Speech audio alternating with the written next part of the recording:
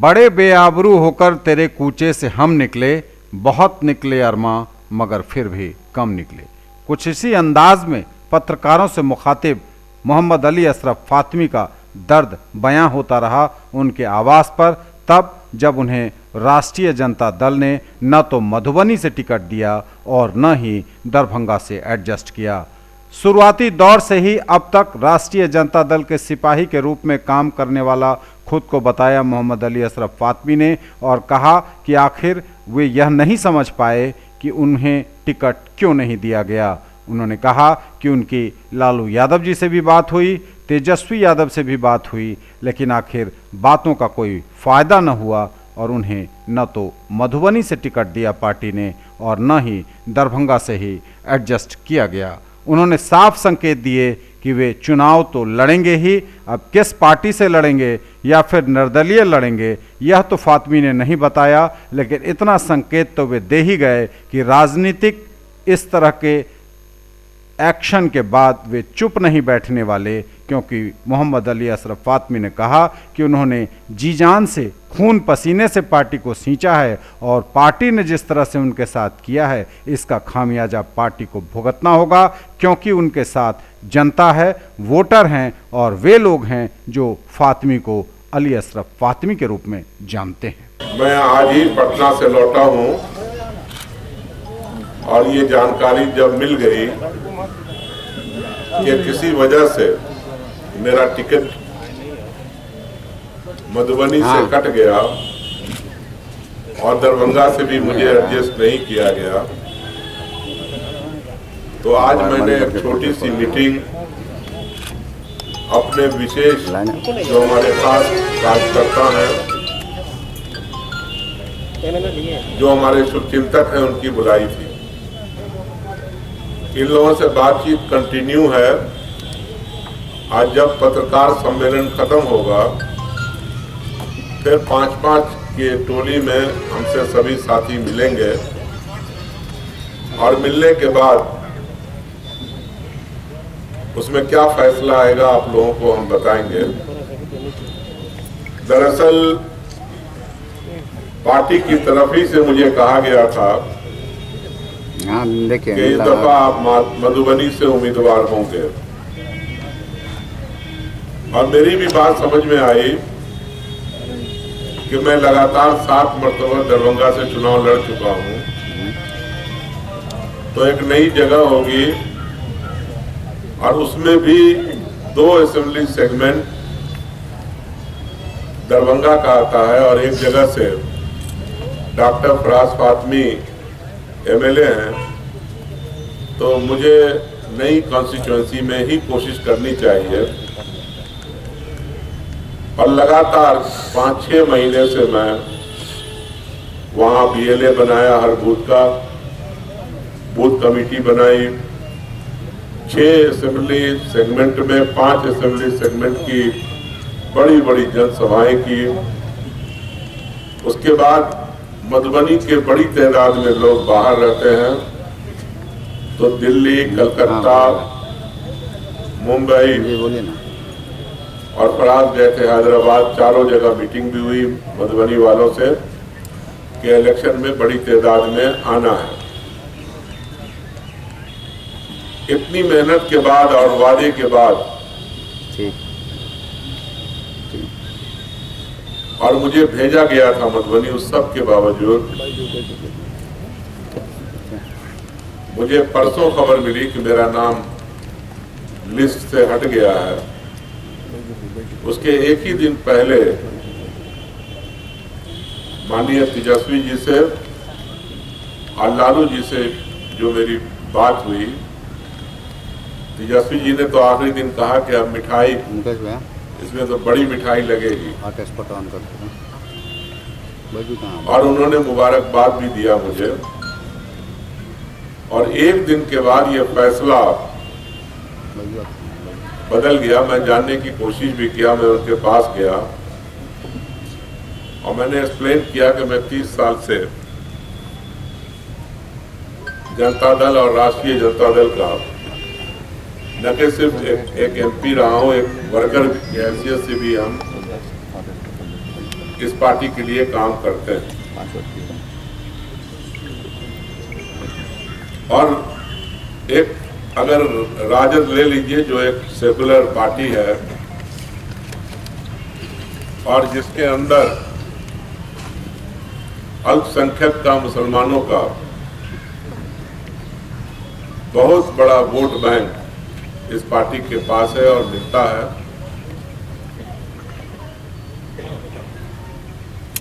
और उस अल्पसंख्यक में, मुसलमान में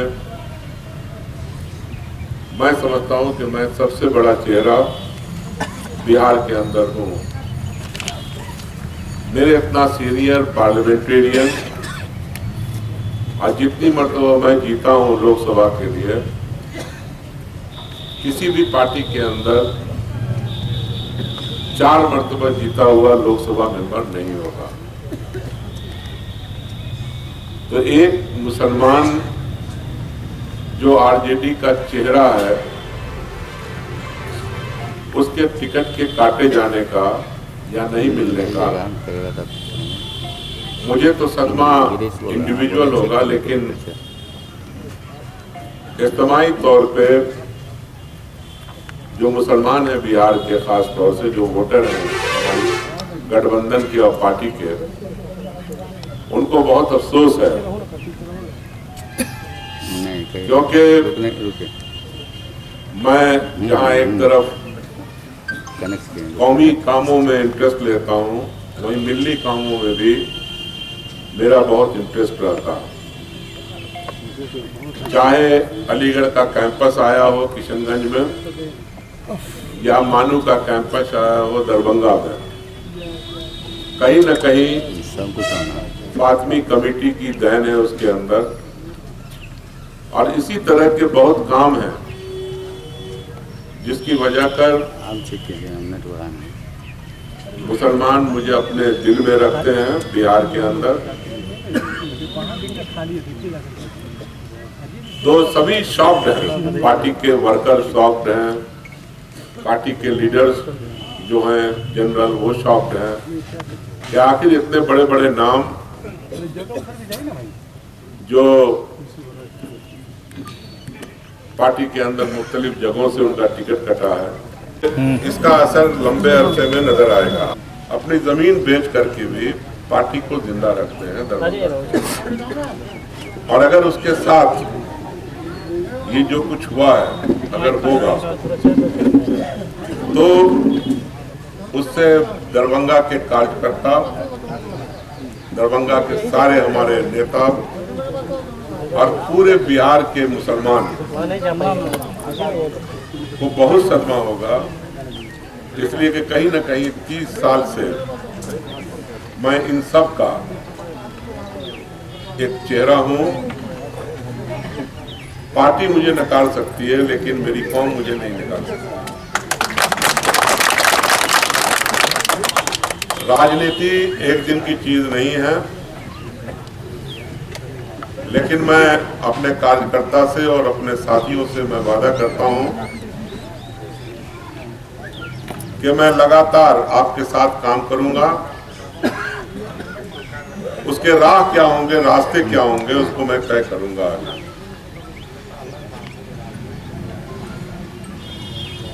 2 तारीख को एक बड़ी मीटिंग करेंगे। 2 तारीख से यहाँ का नॉमिनेशन और मधुबनी का नॉमिनेशन स्टार्ट हो रहा है। ऐसे हमारे वकील साहब मौजूद हैं। हमारा दोनों जगह का नॉमिनेशन पेपर तैयार हो रहा है और उसकी तैयारी करेंगे। लेकिन हम उम्मीदवार होंगे, कोई और मेरे तरफ से उम्मीदवार होगा, क्या होगा, ये सब फैसला हम लोग 3 तारीख के मीटिंग में करेंगे और उस मीटिंग को हम लोग करने जा रहे हैं। और उस वक्त तक हम लोग सब लोगों से बातचीत करके ही कोई फैसला करेंगे। ये मैं बता देना चाहता हूं कि ये जो फैसला हुआ मेरे टिकट काटने का, इसका असर पूरे बिहार पे तो इन जनरल होगा, लेकिन खास तौर से समस्तीपुर मुजफ्फरपुर, मधुबनी, इस इलाके में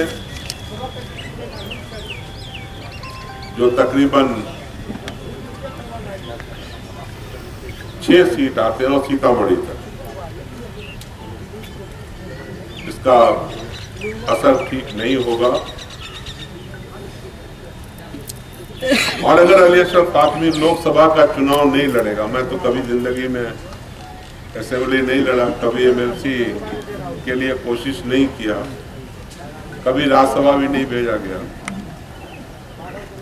तो कोई आदमी अपनी गर्दन तलवार के आगे नहीं करता, उससे बचने की कोशिश करता है। तो मैं अपनी गर्दन बचाऊंगा और जो अच्छा फैसला हमारे जो वर्कर हैं, हमारे जो सीनियर लीडर्स हैं, जो हमारे सुचिंतक हैं, 3 तारीख तक जो फैसला कर देंगे, उनसे बातचीत करेंगे